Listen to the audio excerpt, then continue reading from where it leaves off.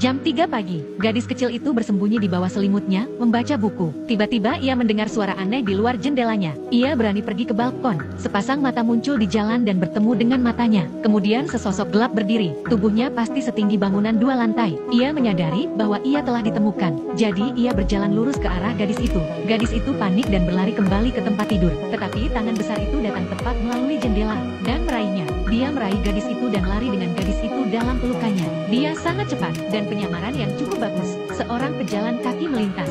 Dia memblokir lampu jalan tepat pada waktunya, bersembunyi dalam kegelapan. Sebuah mobil lewat. Dia dengan cepat berlutut di belakang truk dan berpura-pura menjadi tumpukan barang. Seorang warga keluar untuk membuang sampah. Ia berdiri di depan 2 pohon, tanpa merasa tidak pada tempatnya. Dia benar-benar berlari melalui lapangan. Dengan satu lompatan besar ia menyeberangi jalan. Sprint yang keras adalah hembusan angin. Ia membawa gadis itu melintasi pegunungan dan lautan, dan melalui awan petir. Akhirnya ia tiba di sebuah gua besar. Itu dipenuhi dengan segala macam benda aneh dan tidak biasa. Gadis itu tergantung di dahan pohon dengan selimutnya. Dia mengintip ke dalamnya. Di sini, seorang raksasa sedang mengasah pisau. Di sana ada sebuah jendela. Gadis itu mencoba melarikan diri, memanjat sepanjang batang pohon. Tepat saat ia mendorong jendela terbuka, ia terlempar ke dalam panci oleh raksasa. Gadis itu ketakutan. Raksasa itu mengatakan kepada gadis itu, ada banyak raksasa di luar sana yang memakan manusia. Tergantung pada selera mereka, mereka memiliki nama khusus untuk mereka.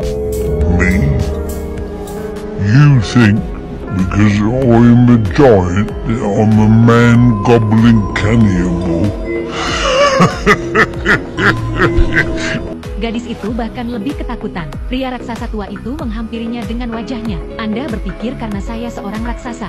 Dan kemudian, pria raksasa tua itu kemudian memakan labu besar yang tampak lengket. Sambil menjelaskan kepada gadis itu, dia tidak membawanya ke sini karena dia ingin memakannya. Tetapi ia khawatir jika gadis itu melihatnya. Ia khawatir jika wanita itu melihatnya. Ia akan menyebarkan berita tentang keberadaan para raksasa. Dan ras misterius mereka akan terungkap. Ketika gadis itu mengetahui bahwa orang tua itu bukan orang jahat, dia segera memberanikan diri dan meraih gadis itu, mengatakan bahwa di luar berbahaya, jangan melarikan diri tanpa izinnya. Ia kemudian menempatkan gadis itu di tempat pengintai kapal layar dan membiarkannya tidur di dalamnya pada malam hari. Namun setelah ia tertidur, orang tua itu pergi melalui gua menuju air terjun. Menarik kendali, sebuah jembatan turun ke bawah. Ia datang ke bengkelnya, botol-botol dan stoples berisi benda-benda berwarna-warni. Semua impian manusia. Dia mengambil sebuah guci merah, berarti dipenuhi dengan mimpi buruk. Kemudian ia mengutak-atiknya. Ia memegangnya di atas kepalanya dan mengguncang-guncangkannya. Gadis itu tiba-tiba terbangun untuk menemukan orang tua itu terbaring tertidur di geladak. Ia membuka baut yang menahannya di tempatnya.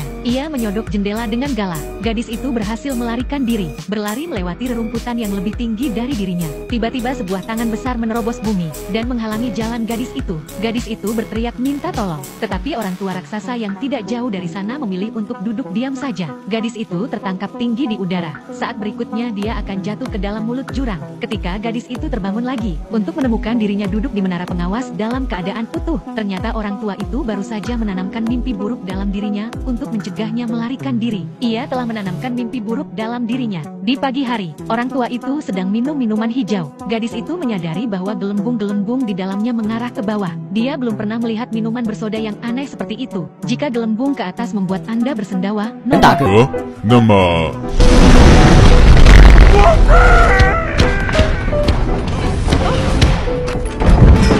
orang tua itu merasa senang, tetapi suara kentutnya menarik pengunjung yang tak terduga. Raksasa itu mencium bau manusia, mencari di mana-mana. Gadis itu memiliki kejeniusan yang luar biasa. Dia masuk ke dalam labu besar di atas meja.